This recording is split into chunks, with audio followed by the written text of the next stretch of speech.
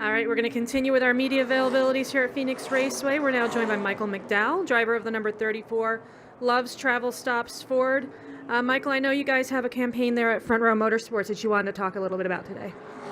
Yeah, so in the beginning of this season, we just wanted to find a few things that we were passionate about that we could support throughout the year and help get our partners behind. And so for this first quarter, it was all about drive safe and taking the pledge to do that. And just so happened that shortly after we launched the campaign, my wife had a pretty serious car accident. So it became very real and personal after that point, and something that can totally be prevented. A guy ran a red light, just not paying attention, and like I said, it was a pretty serious accident. So definitely got my attention and my family's attention, and just helped kind of bring awareness to, we all have a responsibility, and we take it for granted out there on the road, but there's a lot of loved ones and family members, and my family, we got 4 kids riding around with my wife, so I'm very thankful everybody was okay, but definitely was a reality check.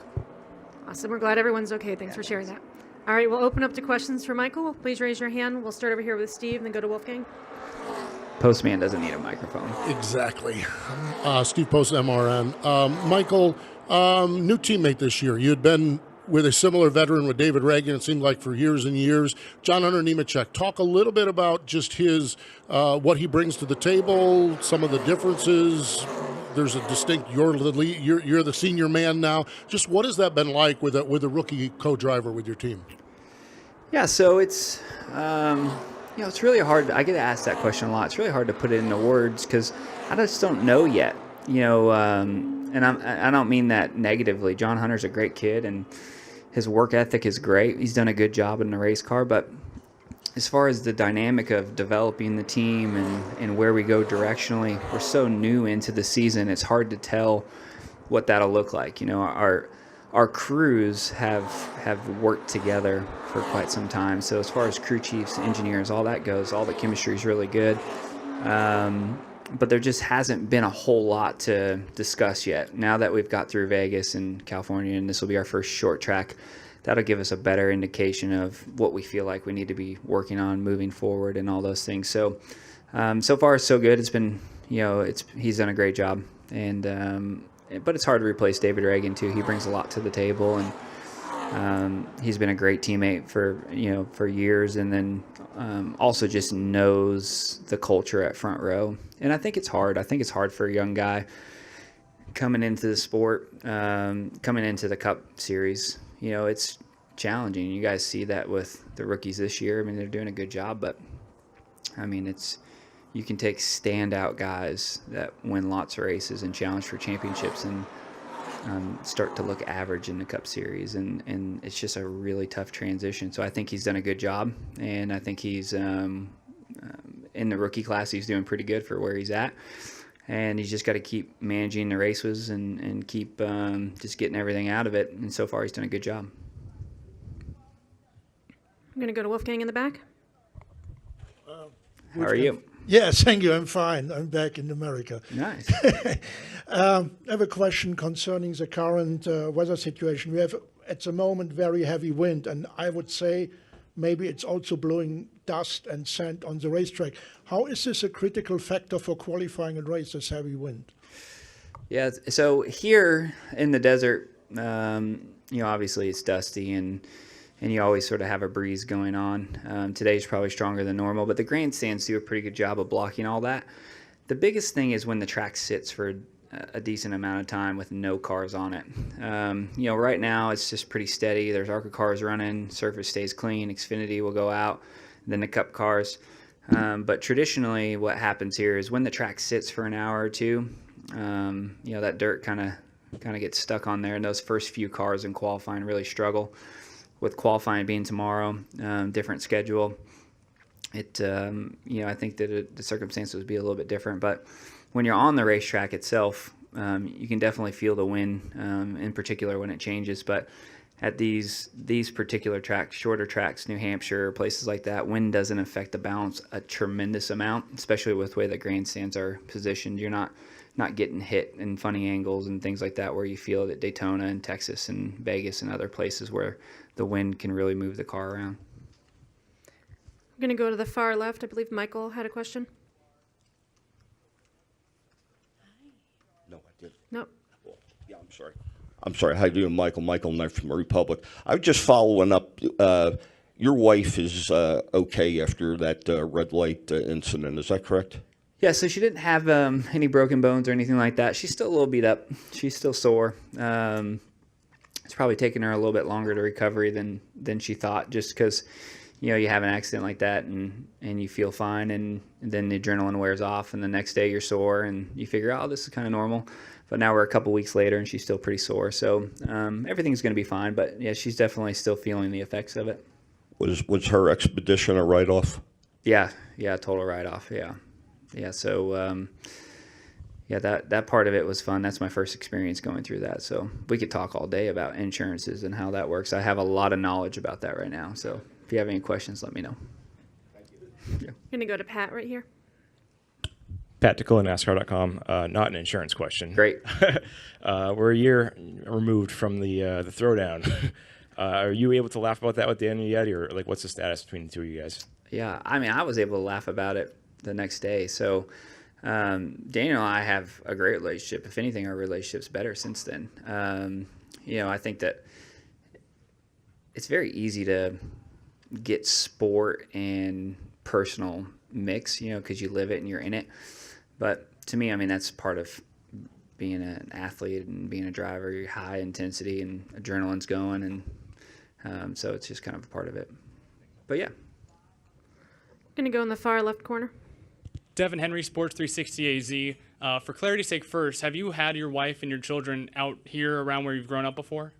Yeah, so for years we've been coming out. Now my kids are older and in school, so it's hard to pull them out of school for a long period of time. And the West Coast swing's really hard. So, but we were out here for Christmas. We spent my wife and I are both from here, so all of our family's still out here. So we spent about 10 days out here during the holidays, and so yeah, during the race weekend it's tough. You don't actually get to do as much as you think you would. Today's a pretty long day, and after you do your post-practice meetings, and by the time you get dinner, it's time to go to bed, and you get started over. So it's hard to have a lot of family time when you're during the race weekend. So when you're working from working in Scottsdale when you were here, and then of course living just a little bit north of here, is there anything that you just don't get to do that you'd really like to go back and do or experience again when you come out here to the West Side?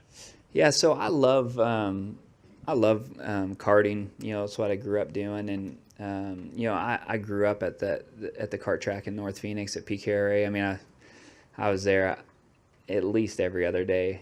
For 15 years of my life, I grew up 6 miles from there. I'd ride my bike to the go-kart track, and so I like to just come back for a couple days and just have some fun and get to drive. And but I get to do that at home too. So yeah, that would be one thing. And it's just in general, the season gets busy, so the off season is really your time to do it. But the weather's so nice right now. It'd be great to take a boat out and go fishing today, but I don't think that's going to happen. All right, do we have any additional questions for Michael? Go up to Chris. Yeah, Chris Nine Catch Fence. Michael, I was just curious if front row going to a two-car team has been beneficial as far as you guys being able to run better and not having to worry about 3 teams running consecutively every weekend. Yeah, I think that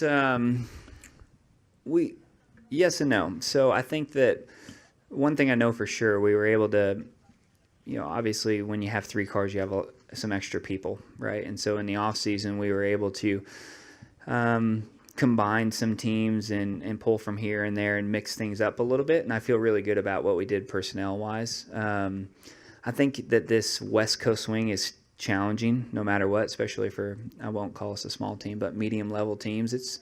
I went to the shop on Monday and there was 1 car in there. Our entire inventory was on the road, being swapped out, transported, and so there's just, you go in there and go, man, where are all our race cars? So, the West Coast swing is tough. I think once we get past that, we'll start to see sort of the fruit of going from 3 to 2, with just being able to be more caught up and prepared. And like I said, the biggest thing is personnel. We were able to move things around and change just small things, personality and culture, and put people together that work better together. And so, yeah, I think that, the changes that we made in the offseason were good. Yeah. We'll go to Lee. You had a great qualifying effort last weekend. Is that something that the team has been trying to work on, just trying to, I guess, tighten that part of the program up? We've been doing the opposite, actually. With the 1.5 mile package, or last week in California, it's 2 mile track, but the intermediate tracks, with this particular package, you can run less downforce and have some speed in your car, and then you pay the price in the race. And so last year we had a couple top 5, couple top 10 qualifyings, and then dropped the green flag, and we really struggled. And so we changed the approach for this year. And before California, I'd have told you we were going to qualify 25th. I mean, we had as much downforce as we could possibly build into the car, and still qualified well. So there's some good and bad with that. The good is we weren't tricking ourselves. The bad is we still need to build more downforce in our cars, and so that's something that we definitely have to work on, to help them race better. But then the news came out this week about the Clash being on the road course, and I told Drew, I said, let's bring our Daytona car to Atlanta next week and let's sit on the pole and let's make it happen. He said that was a bad idea, that I wouldn't enjoy myself on Sunday if I did that, but there's a few moments where I felt like, well, this is a good idea.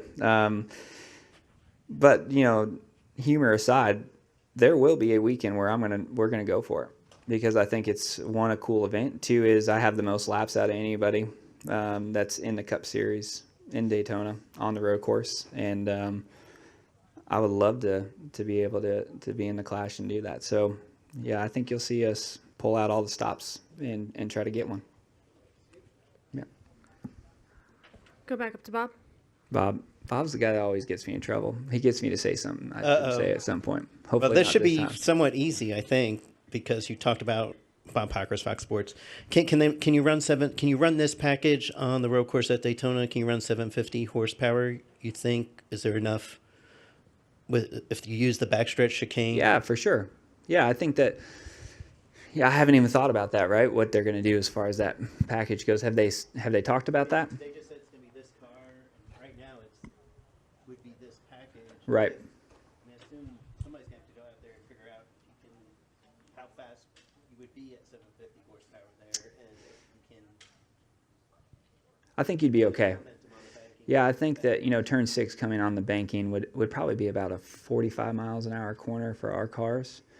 So I bet you'd be close to 200 for a short period of time before you got on the brakes. But I'm no engineer. I haven't run the simulation to tell you, but I hope it's 750. I mean, that would be what I would pull for. But our cars are so much better than they used to be. The brakes and everything else, I feel like we could put on a really good show there. So hopefully they keep all the power in it. Don't tell them any otherwise. Yeah. Yeah. All right, Michael. Well, thanks for joining us today. Good luck this weekend. Yep. Thank you, guys.